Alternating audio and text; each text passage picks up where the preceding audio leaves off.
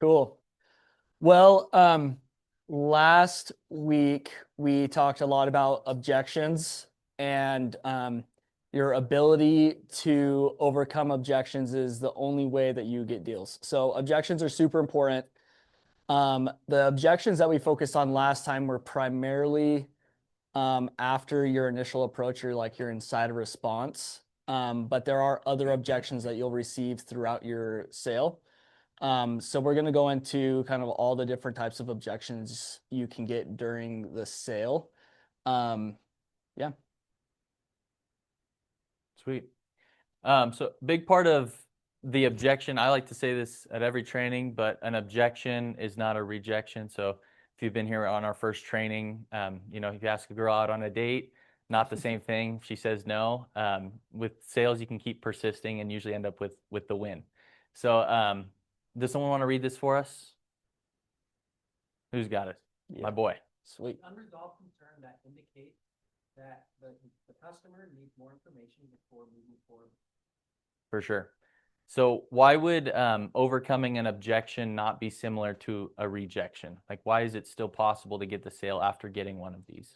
Mike right there, Shane. It's on the windowsill. You just pass that around if you want to. Yeah. So I can't ask that again. Oh, so yeah. Does anyone remember that? I know it was like 5 seconds ago. Okay, I'll ask it again. So why is an objection not the same as a rejection? Like, I know we just hit on it a little bit, but what allows you to get around objections and still collect a sale?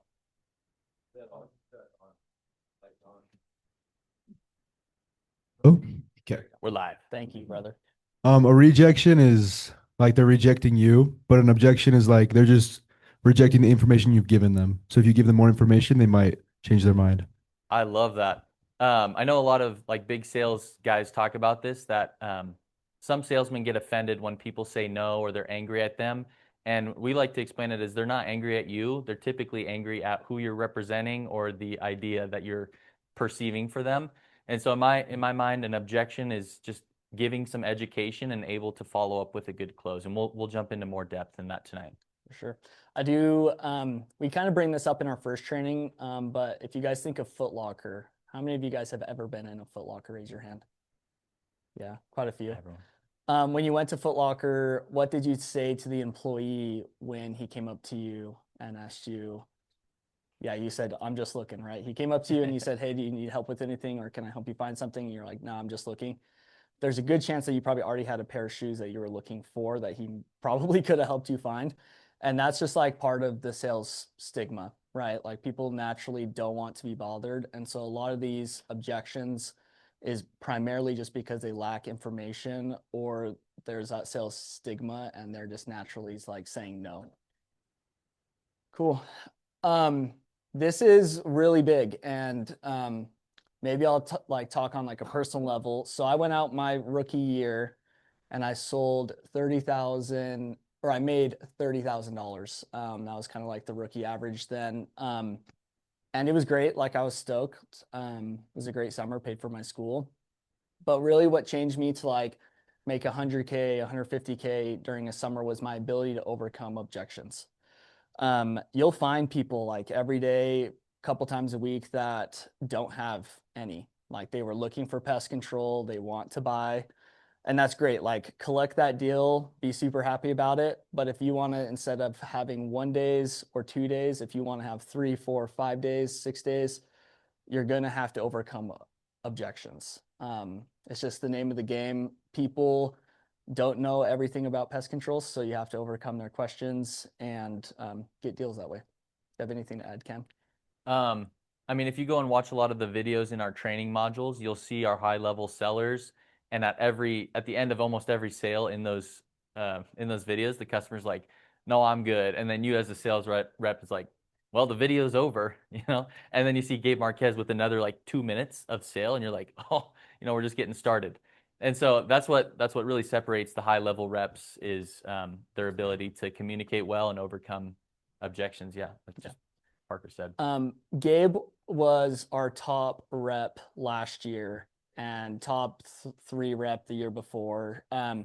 maybe Gabe, could you hit on like what's the difference in like a summer where you didn't overcome as many objections during the sale and a summer that you did? Like what was the mindset? What helped? Not to put you on the spot, but Yeah, no. That mic by your face. Jay. Okay. Uh, dude made 200K. He's a little shy though, so it's okay. okay. So I don't know. I feel like every summer I try to overcome a lot of objections. Sorry.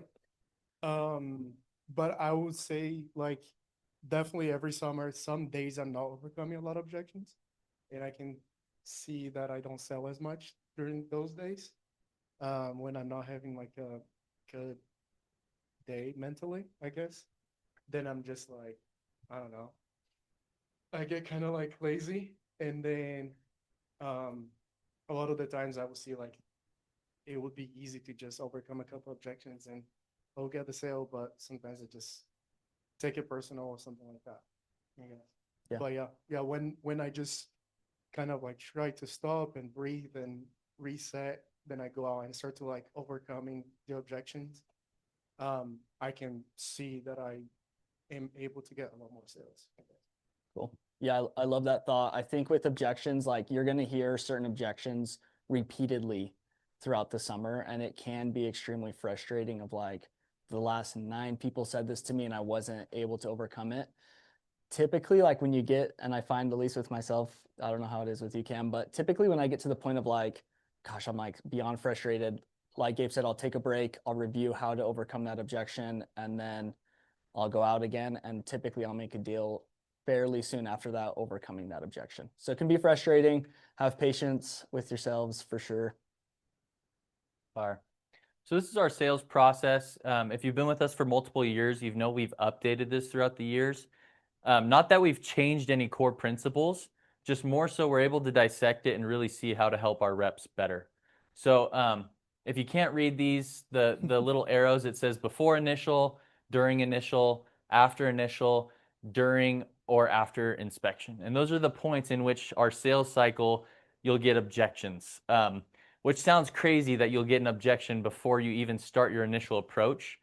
But that's just how it is in sales. Some people are actually legit busy or legit frustrated or having a bad day. And you as a sales rep have to realize that. So we're going to go through the whole sales cycle today. I'll break this down just real quick so we can kind of review it. So do you have something? Nope. Okay. So the first step, it kind of said we're going to have an objection before our initial approach. What does that even look like? How does that sound? So we're going to talk a little bit about how to pre-overcome objections with what we see before you even approach the door. And for those that are on like social media, there's a ton of like memes out there that say like the salesman walks up to the door and he looks around, and that those who aren't salespeople won't understand what he's doing. For those that are, you will. And so those are some things that you'll catch on to as you learn from your managers and train with them, is just the tips and tricks that they're doing to educate themselves before they've even talked to the customer. Cool. So there are a couple different types of objections that you'll get at the beginning of the sale, right off like the door opening. They're going to tell you no for a certain reason. A couple of them, and you can see these, we have like a little example with like the pest control signs in the yard, but often you'll see a competitor sign. Aptiv will put out little yard stakes saying that they treated the home, or that they treat the home throughout the year. Another one, when it gets dark outside, you're not going to say, hey, like, I hope you're having a wonderful day. Like, you're going to want to approach it a little differently, because when that mom answers the door at 9 o'clock at night and says, my baby's sleeping, what the heck are you doing here? You want to kind of be ahead of those. Another one is there's other companies knocking doors, and there's going to be a time during the summer where you're going to be like the second, the third, the fourth guy by, and they're going to open the door and they're going to say, hey, you were here yesterday. And so one of the things that you have to overcome is a competitive area. A lot of the times, and this will surprise you, where we knock, because bugs are so common, people will have like pest control products like Hot Shot for the wasps. They'll be sitting like on their porch. So you can already tell that that customer treats their home themselves or they have a current issue. Another example is like your home defense, like the little red capped white bottle that you can buy at like Home Depot, spray for ants. And then typically you can tell if they have pets. They have a lot of pet owners are proud, so they'll have doormats or doggy doors or baby gates on their porch. And that can be an objection because people are commonly worried about the products that we use. So you'll get a series of these right off the rip when they open the door, and we're gonna kind of help you understand how to overcome them. So Sweet. Now, this is my favorite one, smoke screens. If you're, not experienced vet, who can try and tell me what a smoke screen is just from looking at this slide? If you're new. Take a wild guess. There's no wrong answers. Yeah. What was your name? Oh, I'm Kate. Nice to meet It's you. like a preconceived notion. Yeah, I love that. Can you pass the mic to her real quick? Yeah. Say it one more time. So our Zoom users Sorry, can hear Karen. you. Okay, a preconceived notion that they have about salespeople. Okay. Yeah. So like just some sort of notion that they might already think before you come to the door. That's a good guess. Yeah. Is it like not their real objection, but something they're just saying to get rid of you? Yeah. That's spot on for sure. So most like Parker said, most people will try and do something to get rid of you, even if they really like you or need your service. I've had countless times where I've overcome a smoke screen and they're like, "Come on in, Cam, grab this Dr. Pepper." I'm like, "What the heck, dude?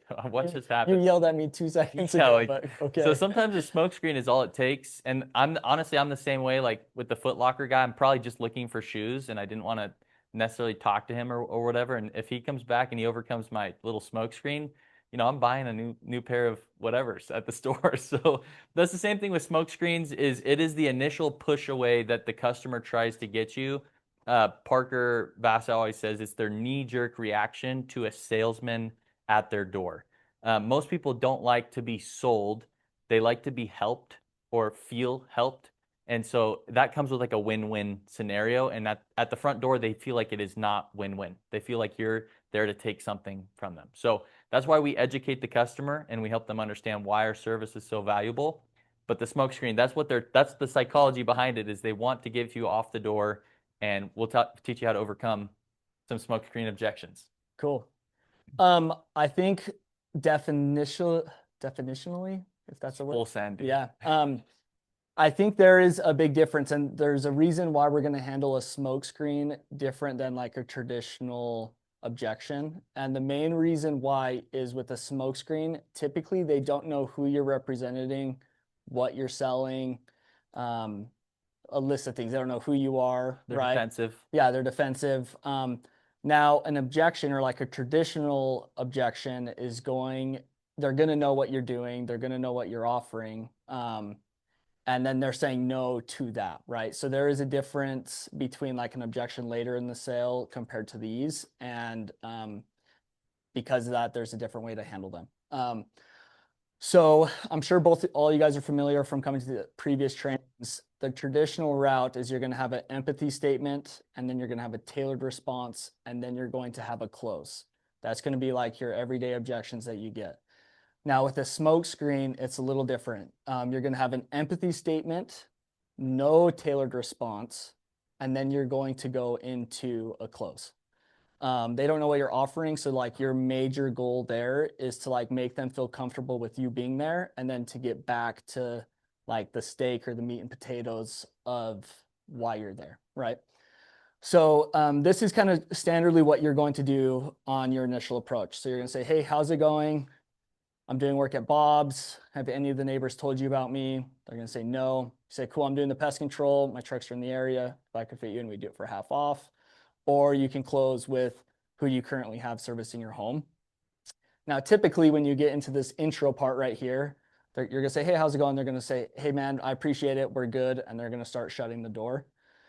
So you're going to handle it differently. You're going to say, "Oh, no worries. I get you, man. I'm just doing the pest control out here. Who do you guys have treat your home?" Right. So really you're getting rid of some of like the tailored response or part of the standard to get them to understand what you're doing and hopefully spark some interest in that. Want a demo? Sure. Do you want to be the Yeah, company? sure. Do we have a clipboard? They're in that room. Sorry, guys. Can you snag one? Thank you. We've sold long enough. It kind of feels awkward without a clipboard in I our need hand. one. Yeah. We could go pizza box, but that's always scary. It's greasy. sometimes. Yeah. Greasy. It's a greasy. All right. So this is probably like your most common one. Hey man, I appreciate it. I'm good. Thanks for your time. No worries. Just real quick, sir. I work with Bob next door. Did he tell you I'd be stopping by? No. What's going Cool. on? I just do his pest control. Who do you guys have doing that for you this year? We actually don't have anybody. We've been whatever looking for it. So, so in that scenario, I guess maybe let's open up. What did you guys notice that Cam did? Brian, Mike, yeah, Mike, him. He didn't like immediately like freak out that you were saying no right off the gate. Like he stayed very composed. Like he stuck to the script. It was like, yeah, no worries. Like right back into it. Like there wasn't a lot of panic or like, oh, well, wait, hold on. Like, yeah. it just stayed composed and stuck with the script. So kind of like non-verbally, that's what you're saying. Yeah. I love that. Yeah.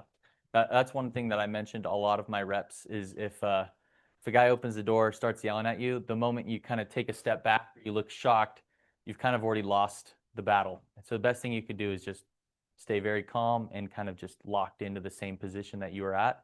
And it just shows that you're confident in what you do. Yeah. Thanks, Brian. Cool. I guess another question. So when I gave kind of my example, and I probably should have kept it uniform, but when I gave my example, I showed that he was doing this and then pretty much jumping straight to this. In his example, he just went to the name drop. Why do you guys think he went to the name drop rather than going all the way down to the pest control? Pass the mic. Look him up. I imagine because it builds credibility. Like he knows my neighbor, therefore Yeah. he's not an intruder. He's not an enemy. Totally. For sure. Yeah, I think that is a really big part of it. I think for me, if I'm in Cam's scenario and I'm doing that same kind of role play, I might include the name in this and try to get that out as well. There's no like really completely right way to do this. There's several different variations.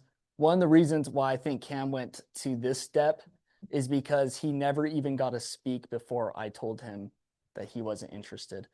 A lot of times people are pretty polite on the doors. It's not very often that you're like a really mean guy like me there. So a lot of times Cam's going to say like, hey, how's it going? I'm going to be like, good, man. And then Cam's going to get into, I'm doing work for Bob. Yeah. And then I'm going to say, hey, dude, I appreciate the time. I'm not interested. And then he's going to come here. So let's show that really quick. Yep. And it's just a little bit different of a vibe. Yeah. So thanks, Cam. Hey, how's it going? Hey, good. How are you? Doing good. Great. I just finished up work with Bob. And I appreciate it. I don't have a ton of time. I'm just not interested in what you. No worries. Just wanted to let you know I work with Bob and a bunch of others for the pest control. Who do you guys have doing that for you? We don't have anybody. Sweet. Cool. Yeah. So a lot of times it's as simple as just empty statement, jump to the close. Does anyone have like any questions about like a smoke screen? First Pretty two reps? straightforward. Yeah. Cool. Oh yes. Mike? Mic him Pass up. the mic. Cool. You said, no, we don't have anybody doing it for us. Would you ask them, hey, do you have interest? Or would you just leave it at that? That's Cool. a good question. Yeah. Go ahead. Typically, you don't want to leave it open-ended for them to say yes or no, or close-ended where it just is a yes or no statement. They'll say no every time. Yeah, because they might just be like, no. And so we like to ask open-ended questions in the direction that we want it to go. So who do you have servicing your home only allows them to say, I have a guy or I don't. It doesn't allow them to say, I'm not interested. So we're just steering the combo in the direction we want to. So after they say, no, I don't, would you propose something? Yeah, so you'd say, cool, yeah, I'm just out here doing the pest control. A bunch of your neighbors have been jumping on with me. If I could fit you in to the route while my trucks are here, I'd do it for half off. So you'll take a step back. If they say no here, you're going to take a step back and then deliver your offering. If they say yes to having a company, then you're going to go into a switch over pitch. So no, that was an awesome question. Great. Should we have somebody role play? Yeah, let's do I think it. we should. Who's brave? Who wants to give this a shot? Who wants to make a lot of money? Yeah. Cam, did you see all that money in Cam's pocket fall out earlier? It's like an If animated I have movie. $10 for you. For those that weren't here, I was just walking by and like it was like a bunch of tens just like spilled out of my. I don't know how it happened, but like it spilled out of my pant leg. I swear I'm not doing sketchy crap. I don't know. Don't ask questions. So yeah, I'm gonna elect somebody. yeah, then. let's do it. Brian, would you be down? Brian. Brian sold for a long time. Brian's done both pest control, solar. Mic him up. Mic him up. Who's got it? Have you done in-house as well, or just solar and pest? Yeah. So he does a really great job. You can't sell either of those at the quantity he has by not overcoming smoke screens. So he's got this down. Yep. Yeah. Yep. All right. Hey, how's it going? Good. How are you doing? Good. Good. I just finished up work at Bob's next door. Hey Is man, anyone- I really appreciate it. I gotta run. Dude, no, you're good. I'll be real quick. Just finished up at Bob's. Did he tell you what we were doing? No, he didn't. What's going on? Okay, you're good. I just treat him for the pest control. I was curious who you have coming out for that. Yeah, I don't have anybody currently. Okay, cool. You'll be glad we stopped in. Cool. Nice. Give it up for him. Brian. You're a beast, bro. Thank you. Cool. Did you guys notice anything that you liked? What are your thoughts? Let's hear like maybe one or two comments. Mike, where's their nearest microphone? Sick. Thank you, man. So I just have a question. If somebody keeps giving you smoke screen after smoke screen, do you just go through the same thing or what do you do? Great. Yeah, that's an awesome question. So after you've delivered your offering, right? After you've stated like, hey, I'm doing the pest control. If we could fit you in, we do it for half off. It's no longer going to be a smoke screen, right? Because that they now know what you're doing. So now it's going to be an objection. And your whole goal is going to be to draw out what that actual objection is. So if they say, hey, I'm not interested, see you later, you overcome the smoke screen, you deliver your offering, and then they say, hey, man, I'm really not interested. You still don't know what their objection is. So handle it like a not interested objection. And usually they run out, they're not going to say not interested a second time, so they're going to eventually tell you, hey, it's actually because I don't have bugs. Now you're going to do the no bugs objection, right? And get a how much and progress the sale. Did that answer your question? Yeah. Yeah, it's awesome. Any other questions? Cool. Let's move on. Sweet. So kind of like, I mean, Parker just hit on it. This is our 3-step process to overcoming any objection. Who here has scrolled through the app? Well, who here is logged into the app? Just raise your hand. Oh, let's go, dude. Love oh it. my gosh, Love thank it. you. You Love guys you. are so good. So sweet. That made me feel good, bro. Darren's back there. Let's go. Yeah. So our app is designed to be, I mean, it's perfect. It's amazing. It's going to help. I'm so happy. We've been working on this. So this is our 3-step objection cycle. And on that app, you'll find what's called an objections PDF. And that is the key to making great money this summer, is understanding those and practicing them with your manager and really nailing those down. There's only going to be a couple objections, maybe like 5 to 7 that you will get all day. So if you can master those 5 to 7, people unfortunately won't say anything new other than those 5 to 7 objections. I mean, you might get the one like way crazy interaction, but for the most part, those 5 to 7 are what you need to master. So this is our format. It's way simple, super easy. And Parker just hit on it. Empathy, tailored response, close. So it's kind of like a funnel. The way it works is, Parker said the smoke screens are going to happen before you get your delivering or your offering out. Once that is out, every single I'm good or I don't have bugs is actually an objection. And that's because you've told them what you're doing and they understand why you're there. And now they're actually telling you, I'm not interested because XYZ, or I have a company. So those are actual concerns that you need to resolve. So an empathy statement, as we already know, is it's a way of delivering to the customer that you hear them and you understand them, but you don't want to validate them. It's way different if you say, they're like, I have a company with Bob. Dude, Bob's the best guy. I'm so glad you chose Bob. That's total validation. Bob's keeping that customer. Versus definitely smart, you have a company and move on. Or you got to have a guy out here. Those are great ways to not validate, but just empathize with the customer.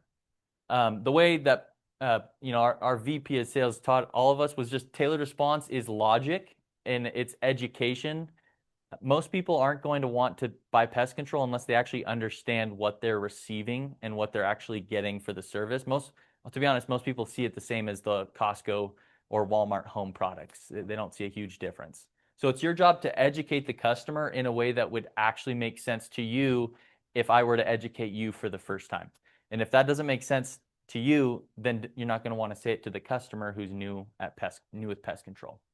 And lastly, as we follow it up with the close. This will be an objection cycle that you have to repeat multiple times throughout the sale.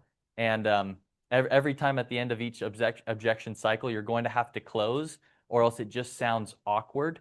And it's kind of like you're waiting for mom or dad to, lead you when you need to be the boss and you need to tell them what to do. What's cool, one of my favorite parts about this job is you're young. Most of you are, under 22, 23 years old, and you're going to go out and tell grown adults what the heck they need to do. And that is my favorite part.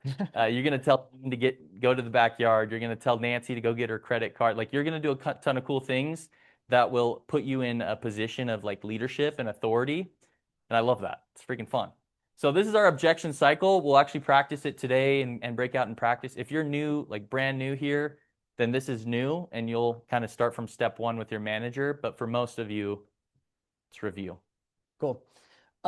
With this last training, we went over quite a few of these. So this definitely shouldn't be new information. These ones we hit on really early on that way because they're more wordy, right? There's a tailored response to every single one of them. So learn these ones really, really well. What we want to do is we want to give out a Pointe, there's stuff all over it, like this Pointe white Nike jacket for anyone willing to come up and do a like standard objection. So we'll do one veteran, if a veteran is down to come up. Yeah. And so yeah, then you one won't know, rookie. You won't know which objection we're giving you, but anyone willing to volunteer, we'll get a free hoodie. And we definitely need someone brave to try it out. So we'll do a vet first, and we're just going to give them a random objection, and then someone brand new is going to give it a shot. Sound good? You want to do it? Let's do it. I love it. Let's go, bro. Get up here. Who's our rookie? Who's a brave rookie that would love to do it? And with the rookies, we'll give you what objection. We've covered it. We'll give it to you. With veterans. After the initial approach? Yeah, so you'll do initial approach. This is like a normal objection that you're going to get. Yeah, watch what he does. Watch his body language, his metaverbals, verbals. So just giving the objection? Or are we starting from the top? Yeah, start from the top. Okay. Some of you guys haven't seen like a whole kind of initial approach into an objection through. Okay. So yeah, let's just do it from the top. Let's get it. Yep. Hey man, can I help you? Hey man, nice to meet you. I'm Gage. I'm just stopping by with Anchor. I work with Bob here across the street. Yeah. Did he mention I'd be swinging by? No, what do you do? Okay, cool, man. We actually just help him out with the pest control, taking care of all these guys. Okay. Everybody had been using a company. Do you guys have someone coming out for the bugs or not yet? We don't see a whole ton of bugs. Okay, sweet, man. Well, you'll love why I'm stopping by. Everyone's just been kind of calling us out for these guys. I'll just show you here real quick. Kind of these spider webs that are popping up. You have a nice house on the lake. Yeah. What I'm doing is coming down and getting rid of those. If we can fit you in while we're treating Bob, I'm doing it for literally like half the normal price. That way we can get everyone to once. What do you usually charge? That's a great question. It kind of depends on the square footage of the home. Do you know what the square footage here is? 3,200. Okay, sweet, man. What I do is I just take a quick lap around the house. Then I can tell you exactly how cheap it'll be. Right. If you want to just grab some shoes, I'll meet you out back. Alrighty. Cool. Give it up for him. Man, dude. Well done. Well Yeah, done. he's in the house. He's got that new, That was awesome, New bro. Thank Hampshire you. pitch down. Yeah. Sorry, a little bit different than Yeah, the New Hampshire special. Your mansion on the lake, brother. Your normal mansion on the lake. That's fire. Yeah. He sold in New Hampshire last year. His manager, his name is Tanner. Super awesome dialed pitch. So that looked awesome. A lot of what he said had to do with where he sells. And for first year rep, like going to market that you don't know, what he's done is called situational selling. So he knows the situation he's going to be in because they're on a lake, there's more spiders and wasps, and he right off the get-go addressed those, right? Now if he's maybe in like a cookie cutter neighborhood, he's going to want to change that, right? And like be slightly different to get the job done. And yeah, I guess open it up. What are some thoughts about what he did? How was his body language? How was his metaverbals? Yeah, Jenna. Mike. Miker. There you go. Thanks, Gage. I love that he used the bug sheet and really immediately just put that in his hands. That was awesome. Yeah. Why do you think that is helpful?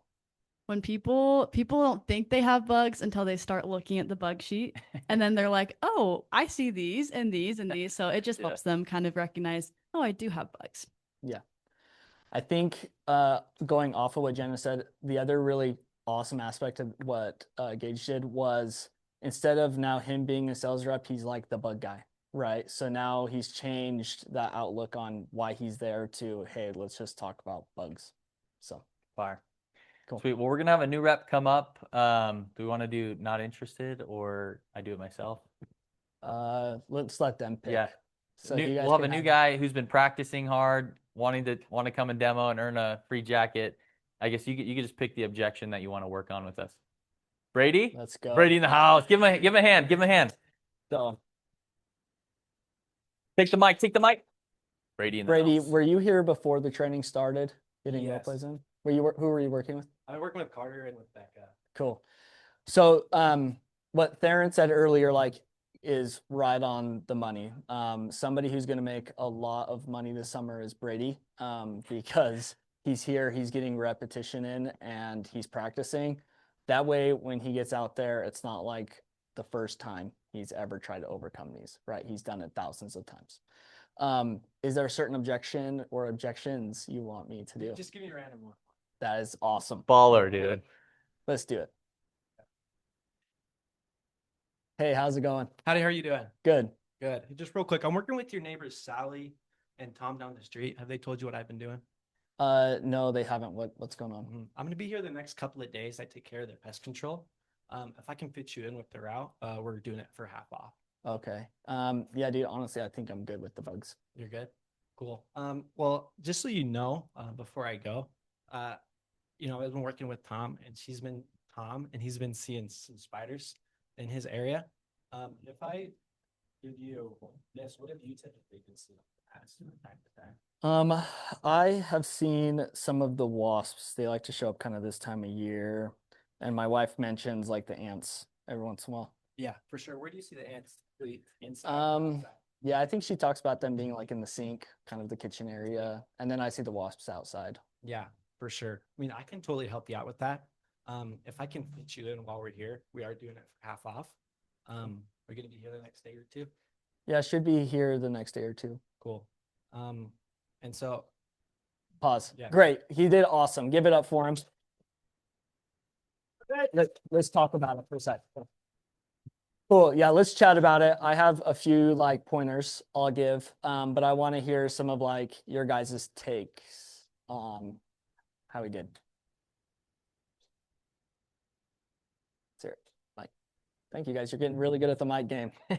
I just thought he was super smooth. Like he didn't like get caught off guard or anything. He just smoothly went into the next step of the sales process. Cool. Yeah, I like it. What else?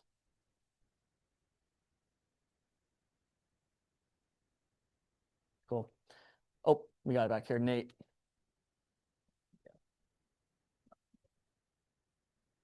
He just keeps fighting. Yeah. I like it. Don't take no for an answer. Good job, Brady. I love it. Good job, dude. It was awesome. My feedback to you. So I actually liked how you overcame not interested because you turned it to the bugs. What I was actually going to do is I was going to say not interested, and then I was going to say no bugs. So by you going into the bugs there and me then have to confess that I had bugs, like literally eliminated that objection. So that's like super awesome. With your close, this is my feedback to you. So with your close, the phrase that I like to use with first year reps is typically the last thing you say is going to be the first thing on their mind. So if you say, cool, yeah, if I could fit you in, it'd be super cheap right now. They're going to be thinking right now, not super cheap. So instead, what I'm going to say is, cool, yeah, if I could fit you in while my trucks are out here right now, it would be super cheap. And I'm going to end on cheap. That way, that's the first thing that comes to their mind is like, oh, what's the price, right? That's the response I want. What you had done in there was you just said, it's going to be super cheap. Are you going to be around the next day or two? Yeah. And then I said next day or two, which is fine. At that point, then you just need to go back and be like, cool, if I could fit you in, it would be really cheap, right? So then you just got to go back to that cheap part. I'm trying to get the barn. Yes. Yep. But dude, it's super hard to get up. Like I've been at this 7 years and like I still get nervous standing up here, like talking to you guys and like role playing. So if you're able to do it to that level in front of a bunch of people, you're gonna do awesome. So give it up to him again. What size hoodie are you? Are you medium? Medium? Okay, we'll get you a medium after. Let's see what this guy is. Yeah, like I think that's a large or XL. Yeah, we'll snag him one after. Yeah, like Parker said, it is so scary getting up here. I mean, just getting up here, even without people in front, let alone with people, it is so scary. So props to Brady. He's been in the office training a bunch. I've seen him here early and late, and so yeah, beast. Good job. Great. So this is my favorite one. One of my favorite ways to get more sales while my fellow sales reps are at home making dinner. I am out eating my protein bar at night and scouring the neighborhood. So the late sale objection is usually a mental game for most people. They come up with a lot of excuses as to why their customer wouldn't be interested. When in reality, 90% of people are still awake at 9 p.m. I mean, I have 2 kids and I'm up till, I mean, I don't sleep. So like, let's be honest, most of these like parents and people with, big boy homes, they're not going to bed at 8 or 9 p.m. Most of them, they're up. And so a lot of reps get scared because it's dark and they feel like they're creeping around the neighborhood. So first off is the mental piece to a late sale objection. This goes for any objection, switchovers, DIY. If you tell yourself you can't do something, it won't happen. If you tell yourself you're the late night bug boss, it will happen. Quick example of this, Kaylee, she was one of our reps last couple years. She would always sell past 10 p.m. And like, I mean, I was out there till, 9:30, sometimes 9:45, 9:50 stretching it. And I kid you not, 10:03, 10:20, she'd be in someone's house. They'd be sipping hot chocolate. Sale number 1 of the day. Sale number 2, 10:40. She's had 11 p.m. sales before. So when I say, same thing with Gabe, actually. We call him the night owl or the night crawler. Yeah. Dude, don't go against Gabe in a competition because you will be asleep and he'll be selling. So this is our late sale objections format. This is just the format for, the initial approach in the sales cycle. But one of the objections you'll get is, it's late outside, or, hey man, it's dark. Like I can't see, what are you doing here? And so there's a couple things you'll do to overcome that, that response that you'll get already. Yep. I think the biggest thing is just addressing, if I can speak, their concern before they speak it. Right.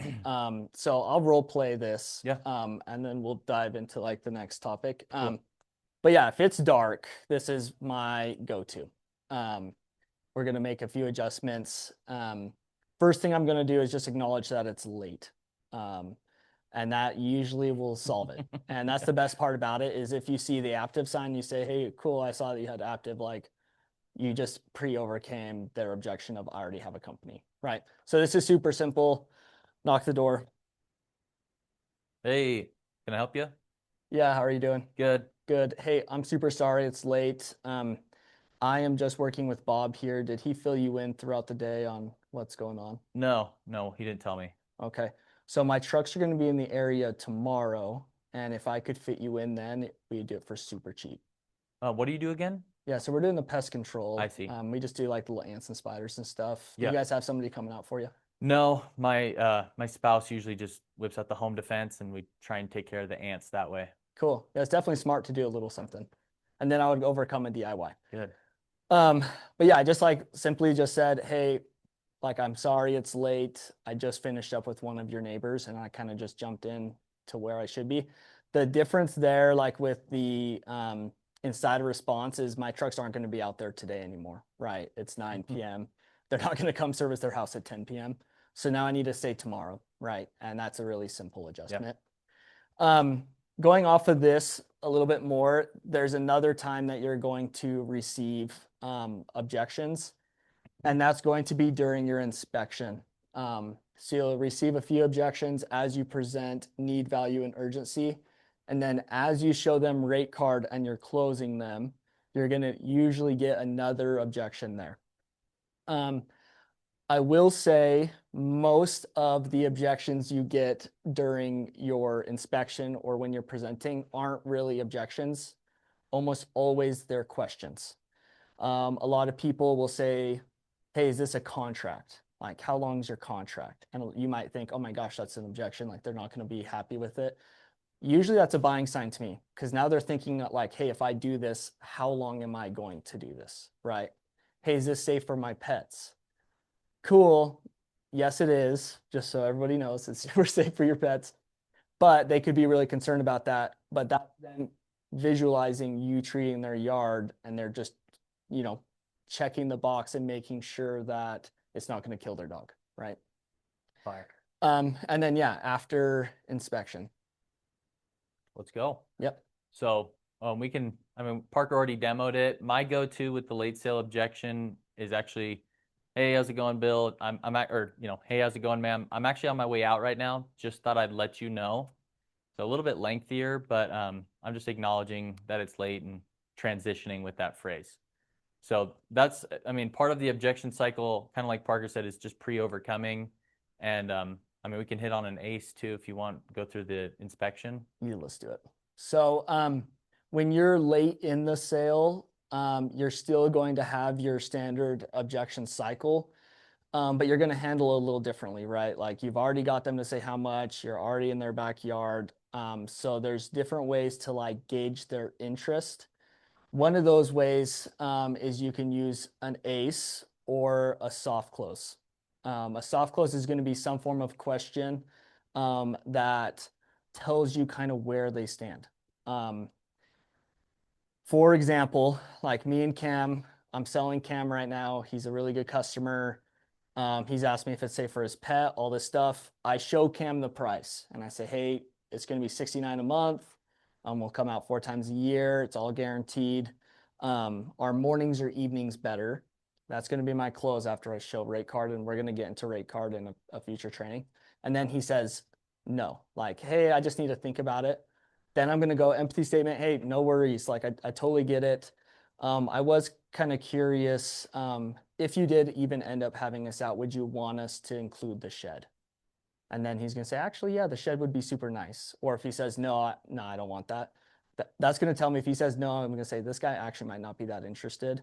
If he says yes, then I'm going to keep pursuing that, right? And keep kind of going through those cycles. I don't know if you have an example on. I do have like a quick example before that. I would say part of late sale objections is like, have the mentality that they will want to ask more questions the further you go into the sales process. I would almost be concerned if a customer had 0 objections or questions as you push further through the sale. So if they never asked about the contract, I would be like pretty nervous, and I would bring it back up again to make sure that the customer understands it, because that's when you get the call like 10 minutes later that bill canceled and he didn't know it was a contract. So just kind of to Parker's point, as you push further in the sale, expect these objections and don't be crossing your fingers and hope they don't ask about, you know, the price, or they're nervous about it being a contract. That's actually, in my opinion, that's a buying sign. It's actually good that they're asking those questions. And I would view it more as you being able to have an opportunity to educate the customer once more about what you're doing. It solidifies the sale.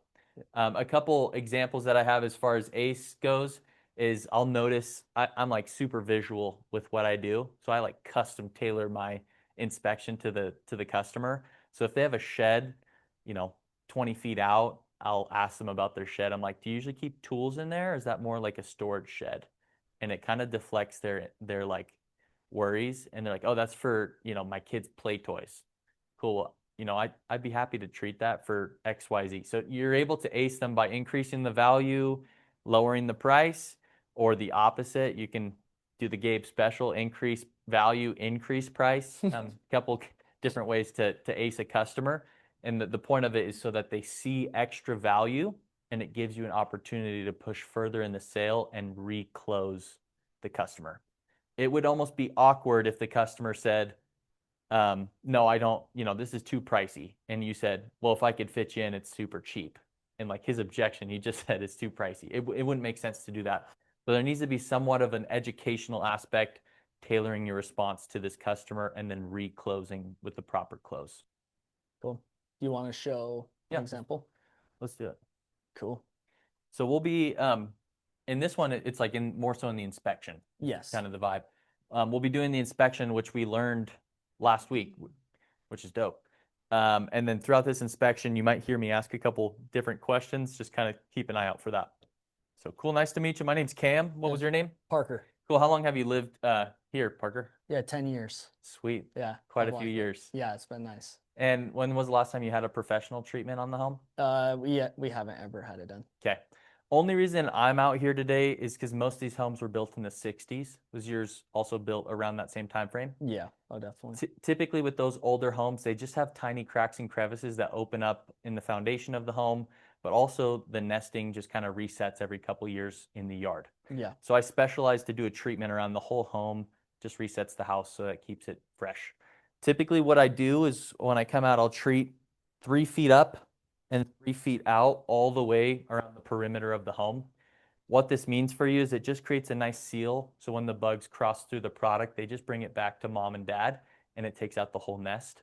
Okay. Up in the is eave, that going to be like safe for my pets? really good question. Is it just one English Bulldog or 2? It's 2. Okay. Yeah, they're awesome. I love dogs. All of our products are safe for pets and kids. We treat a lot of the local veterinarian clinics and children's hospitals. We just ask that you keep them off the yard for about 5-10 minutes for it to dry. Okay. Totally safe. Yeah, that's cool. Up in the eaves, I'll use a 25-foot extension pole with a brush. It just sweeps down all those little wasp nests and the spider webs so it doesn't look like Halloween in July. And then I put up a repellent to keep the house clean year round. Lastly is for the pets specifically, I do a tick and flea treatment in the yard. Cool. I noticed you had a shed back there. Is that more for like play toys or is that like lawnmower? What do you usually keep I in just there? keep like the weed whacker, lawnmower, and stuff in there. Yeah. Perfect. So we go about 10 to 15 feet out with the granular. Like I said, it's for the ticks and fleas. It's not magic, but it works great. And if you ever have problems, we'll just come back out for free. The way it works is I just come out seasonally. So once every 3 months, and then anytime in between, I'll come back out for free. Okay. So like how long would I have to do it then? Really good question. So we just ask that you give us a try for the first 12 months. After that, you can kick me to the curb, but most of my customers end up keeping me long term. Okay. So let me show you what that price would look like real quick. Cool. Want to go on the rate card? Yeah, and then I'll give you an objection days. Yep. You said your home was 2,600? Yes. Sweet. Yeah. Normally a home your size would be 140 for that initial. Since I'm here today, we'll call it $100 and I'll keep you at that 99 monthly rate. Do mornings or evenings work better for you? Evenings work good. I'm not sure I want to quite do it yet. I totally hear you. Typically with these kind of houses, most folks don't have like a super huge infestation on the home. Mm-hmm. But the reason they're out here, getting it done in April is just so the nesting doesn't occur later in May and June. Oh, okay. Since I'm already here, I'd be happy to include that shop just because I noticed the wasps typically go in. Did you want the inside of that shop or just the outside?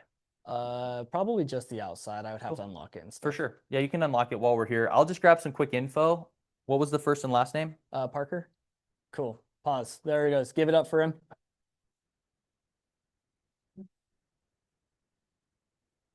So yeah, inspections, there's some parts to an inspection for sure, right? And when you get talking to customers, it adds some time, right? Get really comfortable in their backyards because hopefully you're spending a lot of time back there. But yeah, let's open it up. I asked him several questions and gave him one objection. What did you guys notice, or do you guys have any questions on those? Brady.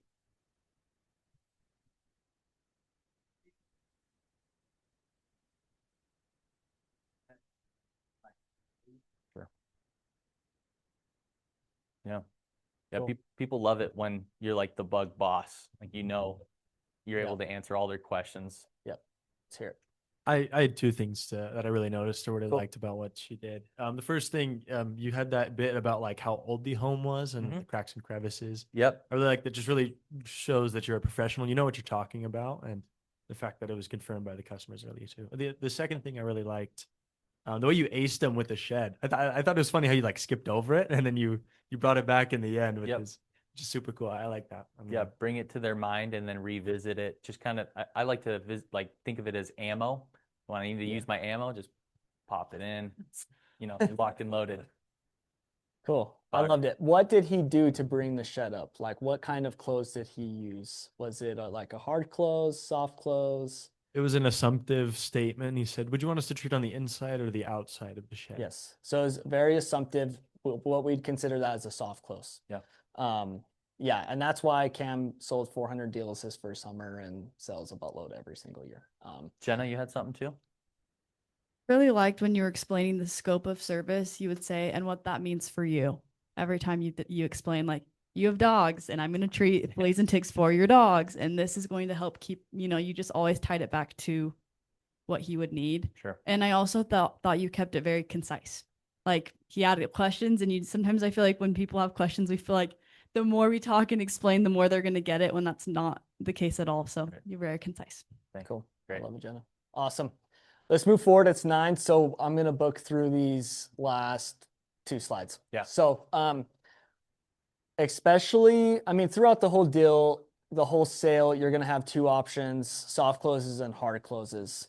Soft closes, they're going to move the sale forward. They're going to check the level of interest. They're going to prepare your customer to be ready to buy. A few examples of that is, like, if I can fit you in, I could treat your home for super cheap. Is the gate on the right or the left? If you were to have us out, would you want us to treat the shed, or would you want us to treat the yard? It's just any question to get a feel on where they're at and to be able to tailor the service to them. Yep. Hard closes. A hard close is straight to the point. I'm a pretty transactional seller, and if you've watched some of the YouTube videos, I'll visit the rate card where I talk about the price. I'll ask them, is it credit or debit? They have an objection, and what do I reclose with? Is it credit? Are you using credit or debit? And so that's a hard close. It's like straight to the point, and it tells them you're here for business and you're moving the sale forward. So yeah, those are hard closes. It's pretty transparent to the customer that you are moving the conversation, and honestly, people like to be babied. It's like, if you can tell them what to do, most of the time they'll just listen to you. And that's what I find with hard closes. So a couple of them: if I can do more than your company at a fair price, would you be open to giving me a shot? It's not beating around the bush. It's like pretty straightforward. That's a yes or a no. Yes or no. It's like, yes, I'd give you a shot, or no, I wouldn't. And if they say no there, you're going to the next house and finding a better buyer. Right? Old people eat this up. If you talk to Military Joe, 87 years old, sir, I'd love to earn your business, XYZ, college, XYZ, value. Would you be willing to give me a shot? Joe's, stamping the approval. He loves you. So those are some great hard closes. I just need to grab some info. What's your first name? This is the one that I used. And this is the Parker special. I'll tell you what, I'll add the mosquito for only $5 more per month if you give me a shot. Does that sound fair? So those are some good hard closes that moves the sale. Cool. And then this is just an example of the objections PDF. To tell you guys where to find it, open up the app, scroll way down to the bottom. There'll be an objections tab, and it'll literally say objections PDF. Yep. Click on that and scroll through. It's like 11 to 12 pages long. So we spent hours last year making that, and it's been super helpful. So yes. Cool. Any questions or takeaways from tonight before we wrap up? You guys have been awesome. Yeah.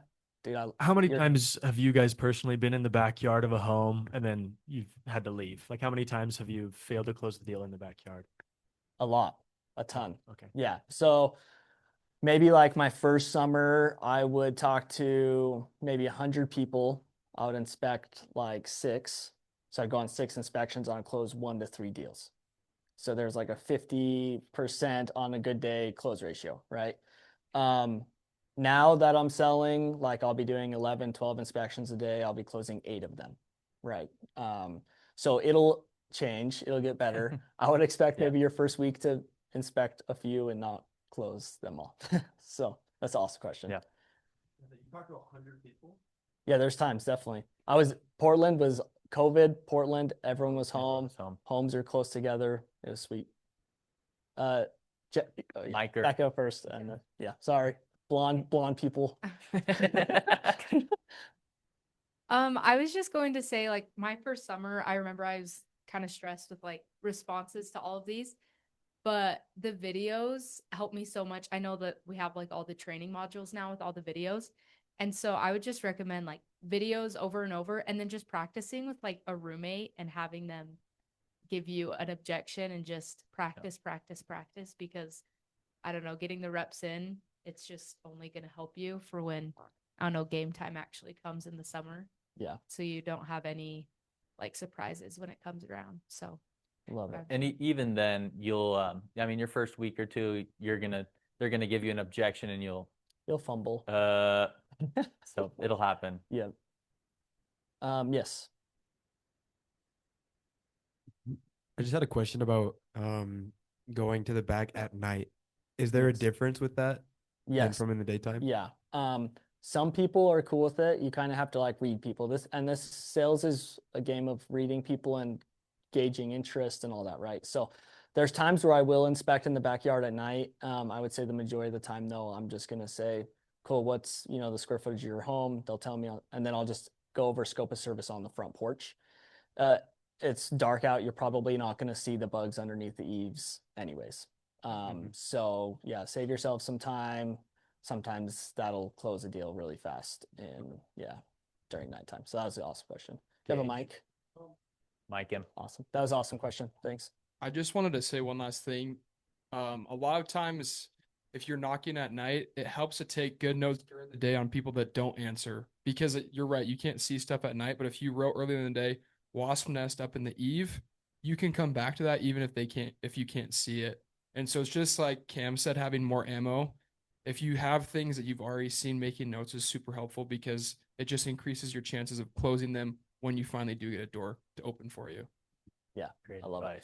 Yeah, you'll see ant trails going straight through people's front doors, like their door jams during the summer, and you're gonna write ants like crazy, come back later, and then you'll come back and they'll be like, dude, ants are everywhere in my house, right? So if you can be visual, take some notes, and then come back at nighttime and sell them, you don't necessarily have to see the bugs for the first time then, right? So cool. Awesome, everybody. Well, thank you guys for coming. Just a reminder, these happen every week now in preparation for the summer, so we should see